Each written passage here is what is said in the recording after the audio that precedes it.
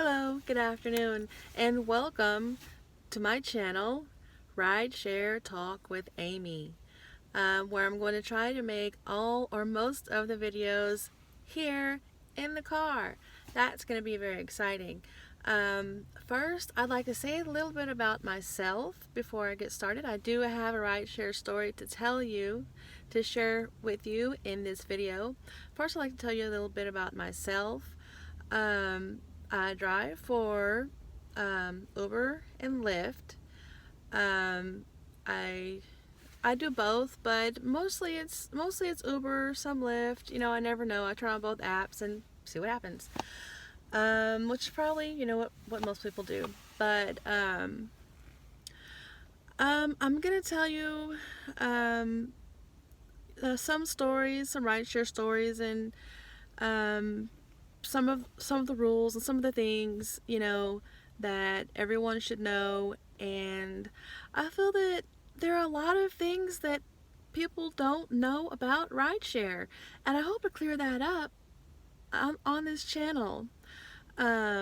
First, some of the things I might say might seem a little heartless or uncaring, but in fact that's not the case.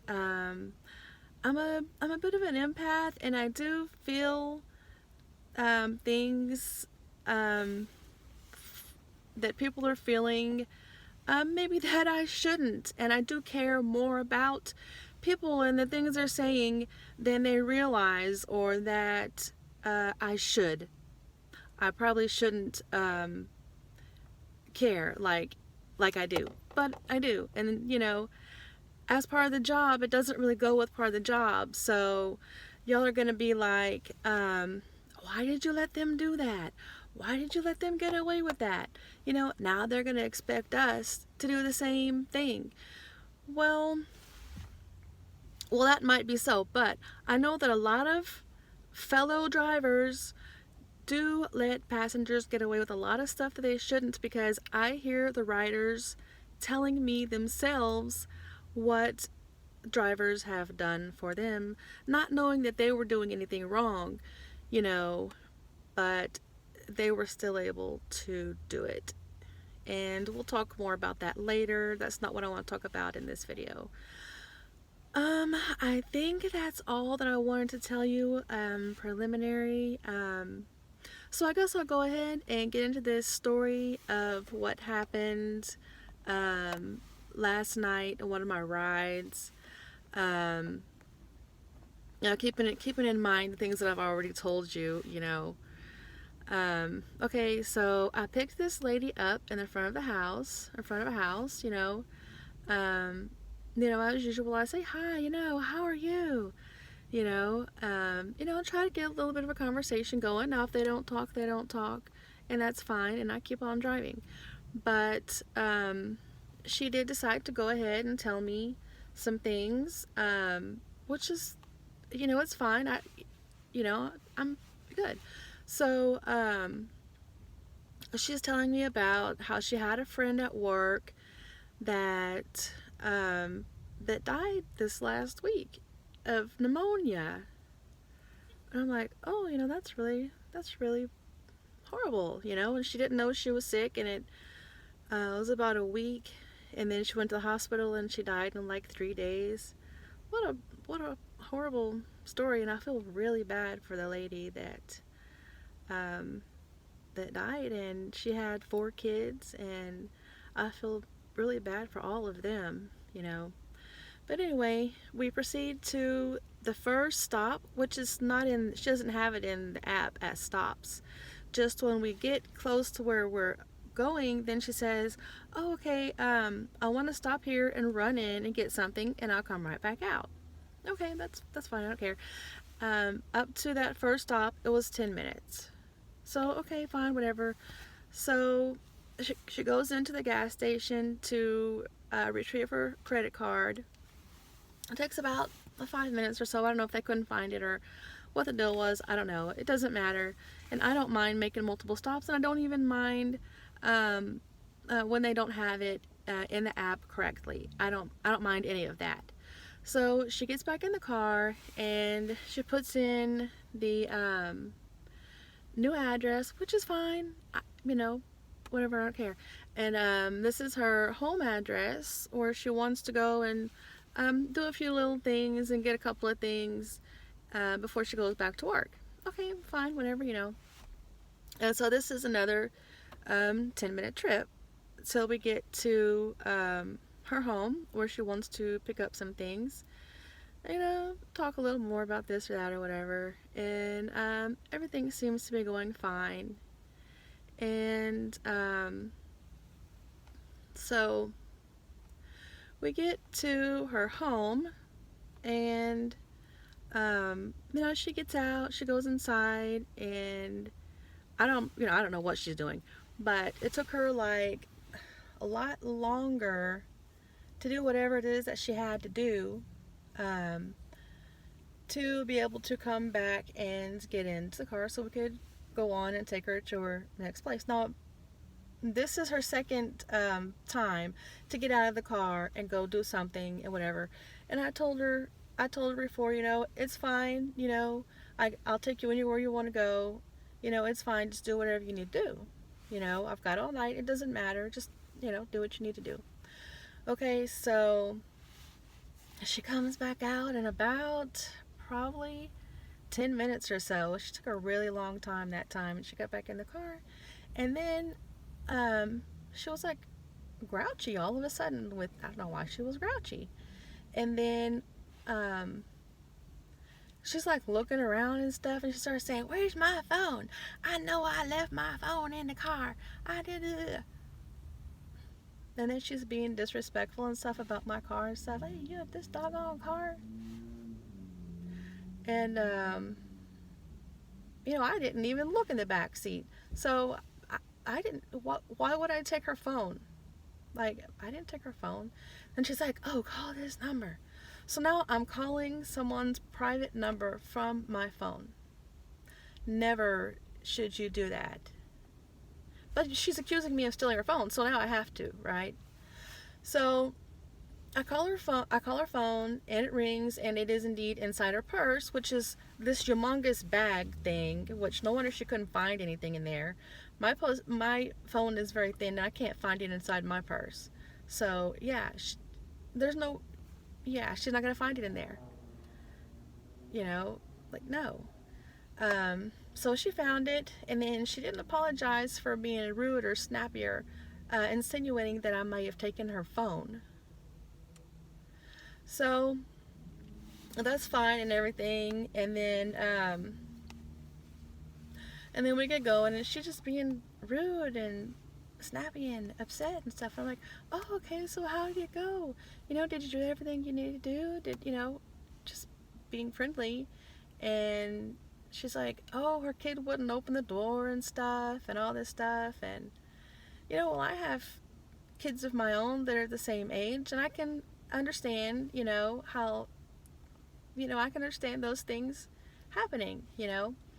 And I don't know what her problem was. Nope.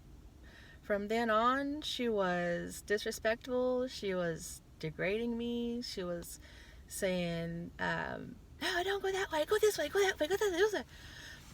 And then she got mad at me because I didn't know where we were going or where we were or whatever it was. But it doesn't matter. It's in the app, and I just go whichever way that I'm told to go. That's not usually a problem.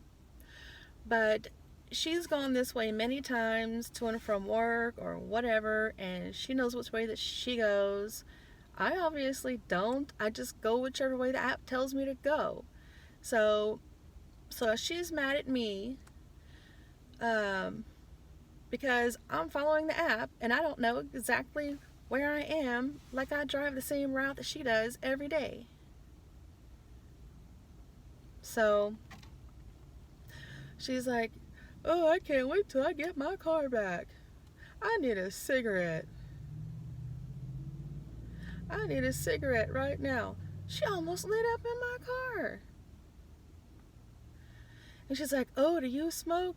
I sure need a cigarette right now." No, I don't smoke. And it's not okay to smoke in other people's cars.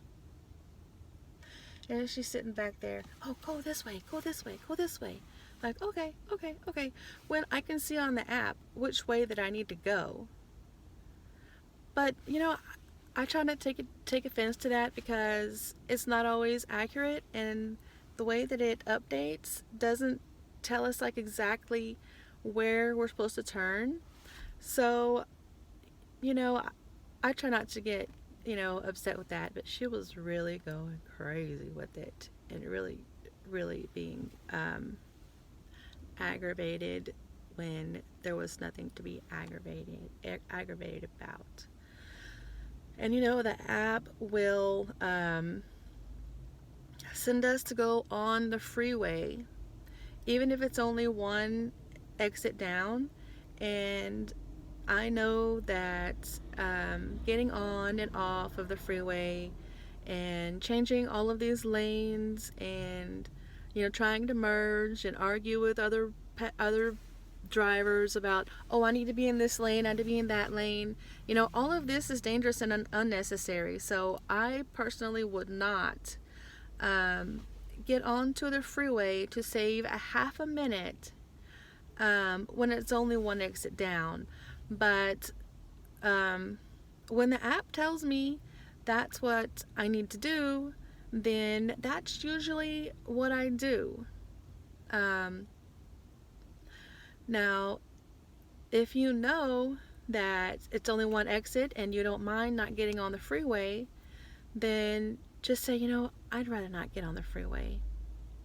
Fine, and I won't do it because I'd rather not get on there either, But you don't need to scream at me and say, no, don't go that way. That's the wrong way.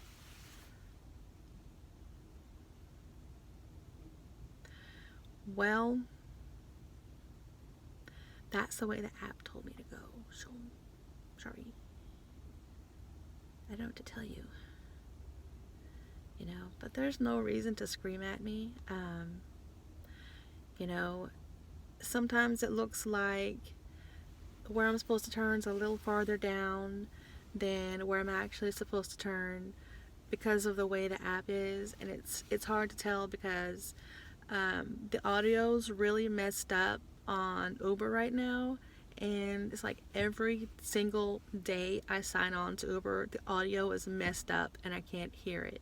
I can't hear the verbal instructions, which does help a little bit, along with the visual. Paired together, it does help. Sometimes there's the errors, on each one, but paired together, it does help. But my audio, I don't know what's wrong with it, and I can't seem to fix it. Even if I do get it fixed, it only works for like a ride or two, and then I take 12, 14 rides a day, so all the rest of the rides have audio that I can't hear and I can't understand, and there's just no audio.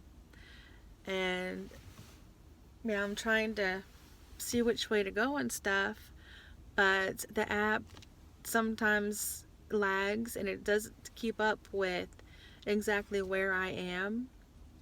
So where I might already be at the street where I need to turn, the app has me about a half a street down or even at the previous street. So whereas I need to turn right then, I don't know because the app doesn't have me up there yet. The app is not where I am. It doesn't have me pinned as to where I am to know where I am to tell me that's where I need to turn. So that's why I try to go like really slow a lot so that the app can stay where I am and kind of see where I am so it can tell me where I need to go before I go the wrong way. And then this lady wanted, after all the rudeness and all the ugly comments and everything, and trying to light up in my car. Okay, she smokes.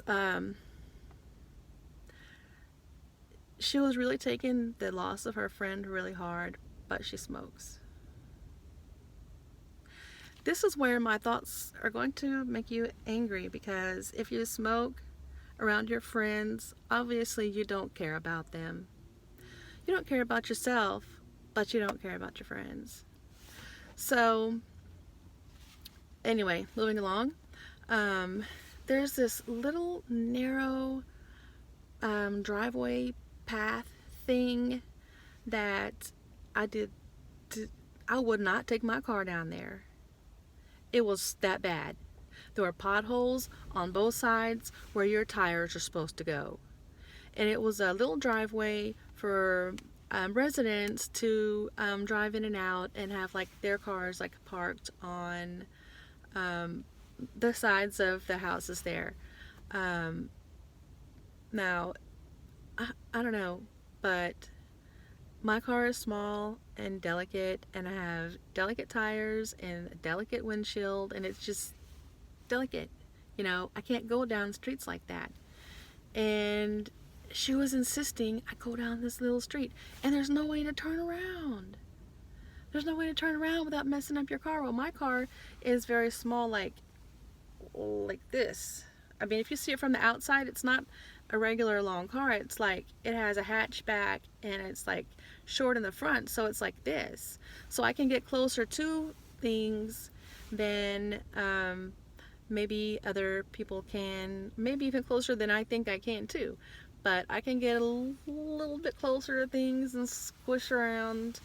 That's the only way I was able to get out of that, because we tried to come down the first side and there were trash cans knocked over into the street and it was impassable. So we went around the other way to go down that narrow little thing, which we shouldn't have gone down in the first place. And she was only like 4 or 5 houses down or some nonsense. If she really wanted to go in the back way, she should have just walked. It wasn't that far.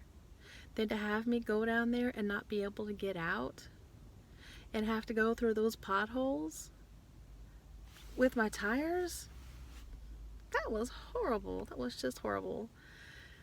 And then she dropped me off, and then I dropped her off, and then she was trying to tell me what to do to turn around to get out of there. No, thank you. I've heard your help enough. Just go on inside, please.